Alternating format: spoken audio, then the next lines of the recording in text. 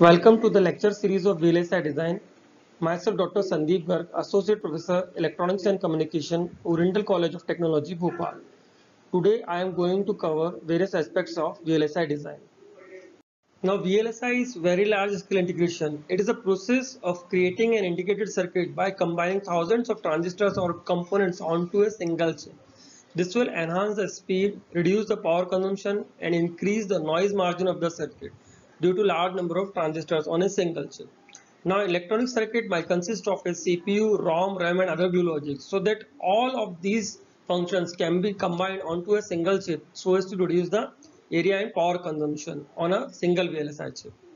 The electronic industry has achieved a phenomenal growth over the last few decades, mainly due to the rapid advances in large-scale integration technologies and system design applications. That's why VLSI technology can be used in high-performance computing, controls, telecommunication, image and video processing, and consumer electronics, due to which it has been rising at a very fast pace. Now, with the advent of very large-scale integration designs, the number of applications of integrated circuits has been rising at a very fast pace. Now in current scenario, the VLSI design has a very important role to play, like in cutting edge technologies such as high resolution and low bitrate video and cellular communication that will require very high speed over a smaller bandwidth that will provide the end users a marvelous amount of applications, power processing and portability. Now the separately manufactured components like resistor, capacitor, diode and transistor, these are joined by wires on a printed circuit board to form circuits. These circuits are called discrete circuits. These circuits are used before the VLSI technology is discovered. After the VLSI technology, all the components are fabricated on a single chip so as to reduce the overall power consumption of the chip.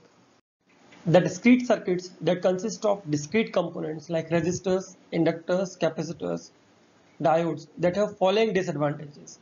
In a large electronic circuit, there may be a very large number of components, and as a result, the discrete assembly will occupy a very large space. So a bigger chip is required in that case for assembling a large number of components. They are formed by soldering, which causes a problem in reliability. The soldering may break, and in that case, the connection between two components will break. That will cause the failure of the chip. Next, the delay in case of discrete circuits is large as the signals have to travel a large distance since the components are placed far away and they have a bigger size. So that the delay in that case will be very high as compared to the VLSI chip.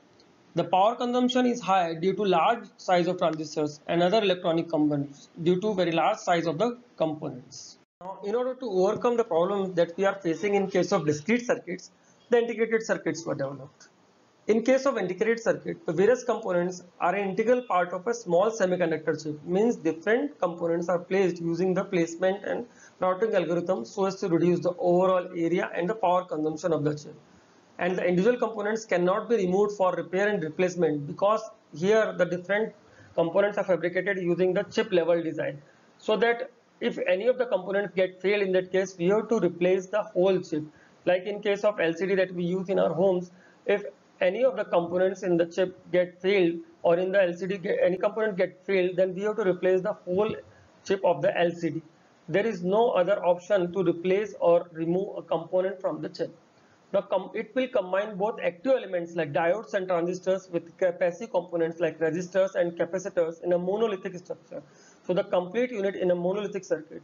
Their size is very small. Now in order to see the connections between the various components, we have to use a microscope so that because the size of the components is so small that we cannot see using our eyes. So we have to use a microscope. Now all the components are formed within the chip and no components is seen projected above the surface of the chip. Means it can be said that the chip is planar and not three-dimensional in that case.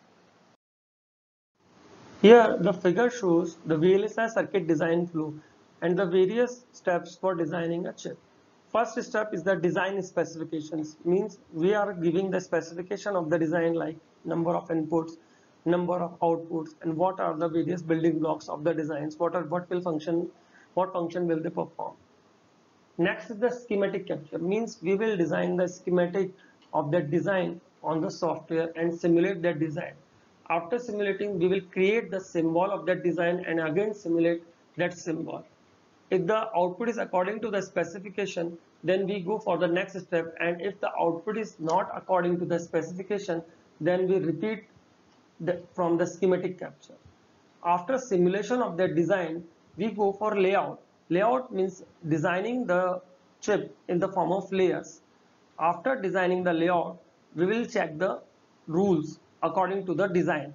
Means we compare the design layout with the schematic, and after that design rule check, we will go for the extraction of the various parasitics present between the various layers of the design. After that, we will go for the post layout simulation. Means the simulation is done after designing the layout of the design. If the results is according to the specification, then we will go for the fabrication of the design. So this is all about the introduction of the VLSI design. Thank you for listening the lecture.